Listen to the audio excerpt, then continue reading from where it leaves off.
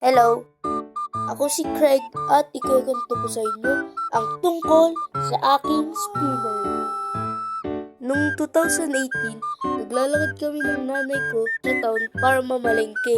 Nung may makita akong spinner, biglang namangha ang aking mga mata nung nakita ko yung mga makukulay at magagandang spinner.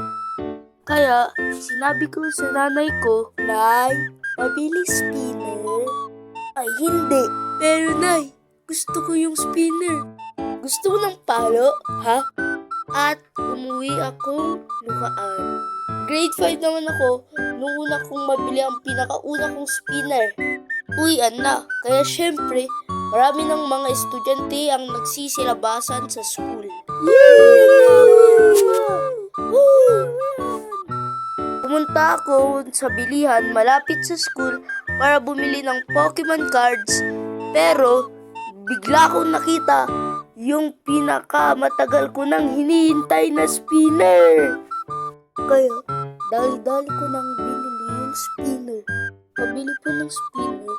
Okay, anong kulay gusto mo? Yung color yellow po. Sige, 25 pesos.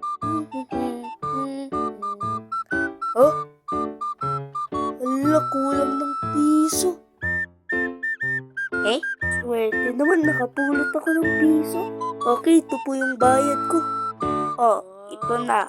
Pagka-uwi sa bahay, ang ginawa ko na ay binuksan ko na yung lalagyan ng spinner. Pagkatapos ay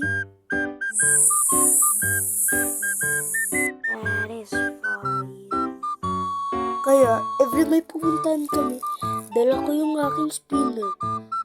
Idadala ko yun sa swimming pool, sa pagpasyal sa mall, at kahit saan. Tapos yung tunog ng spinner ay nakakasatisfying. Pati yung pag-ikot, satisfying. Okay, dito ko natatapusin yung video. Salamat sa panonood at goodbye.